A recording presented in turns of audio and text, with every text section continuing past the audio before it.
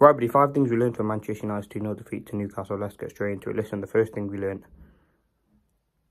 Xerxes has to go. I mean, listen, I did feel bad for the guy. Came off with 32 minutes gone and was getting booed by Old Trafford. That should never happen to a player, especially a player who's 23, young, first senior year in English football, and the guy was getting booed. Listen, his performance was nowhere near good enough, and he was on the verge of tears as he exited Old Trafford. Listen, you never want to see that happen to a player. As I said, he isn't good enough though, and a lot of the fans from where I was at were getting absolutely frustrated with him. His first touch was off. He wasn't holding up the ball enough, and listen, the fans are getting impatient with Xerxes. I think he is a decent player. There is a decent player in there, but if Manchester United want to get some money, and you could well see him loan out or potentially even sell him. I mean, he hasn't had the greatest start. I know you have to give him time, and I would do that, but it certainly will be very interesting to see what does happen with Xerxes. I think, as I said, there is a talented player in there, but we haven't seen the best of him in a United shirt yet. But in the game against Newcastle, it was a physical, dominant game, and yeah, we were absolutely sloppy, and yeah, we did massively struggle. Now, the second thing, Martinez sloppy. Lisandro Martinez must improve. I mean, the cross. We know height is the issue, but he was just getting tangled. Like, Martinez, like, what are you doing? Just get rid of the ball. We know he's physical. We know he's good in the air, but he just didn't look confident at all, and that was the thing he massively struggled with. I really do like Martinez. I think he's a very good player, a captain, a warrior. But was it a captain's performance yesterday? He led out the team. No, it wasn't. Was it performance that showed quality? No, we got beaten in the air by Joe Linton. Their goals were literally identical. Crosses in from the left-hand side, and United fall asleep again. And I think Martinez, as well as Maguire, had a big part to play in that. I mean, just simply not good enough. Simply not doing enough to get rid of the ball, helping the team up the pitch, and that would be a massive issue for me. I think Martinez has massively struggled.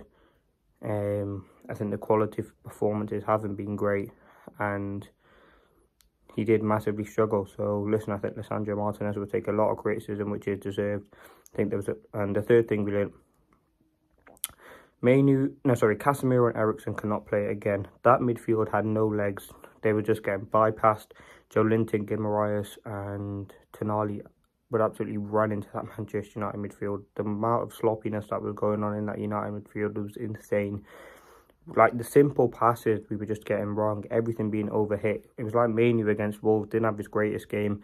I'll talk about him, but Casemiro and Eriksen, oh my days. Listen, it just shows how shite we are in terms of depth. I mean, no Ugarte, no Bruno, we're basically finished. We did massively miss those two players yesterday. You can really see what they do add to this Manchester United team. They have that quality, that purpose, and they also have legs, which is absolutely essential.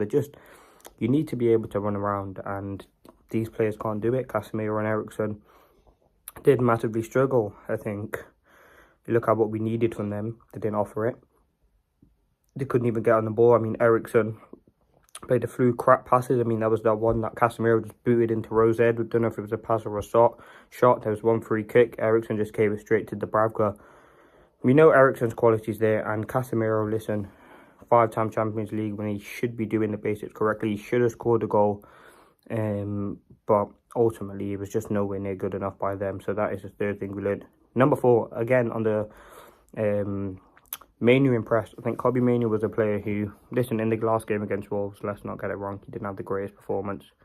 He was very sloppy on the ball, gave the ball away quite a bit. I think when he came on in that 32nd minute, he absolutely changed the game for us. And yes, listen, we did miss a number 6, and I don't think Mainoo is one of them, but you can definitely see he knows what he's like. He has the legs, intelligence and quality, and for someone only being 19, he used class throughout that game, and I'm really happy with his performance. He's a very, very talented kid.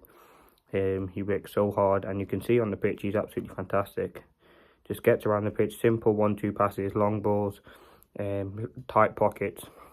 He ultimately gets what it takes to play for Manchester United, and he was very good. He's been someone who, for me, has been scapegoated by the fans. He's getting a lot of criticism, which is undeserved. I do like Mainoo. He's a very, very talented player, and listen, let's see what happens on that Mainoo situation. The new contract, he's still got a contract yet. I think the game against Newcastle, when you got Tonali, Guimaraes, Joe Linton, powerful midfield players in there, I think he really was probably one of our best players on the pitch, and he came on in the 32nd minute. Now, the fifth and final thing, no cutting edge. I mean, did we having like, I don't even know if we had a shot on target in that first half.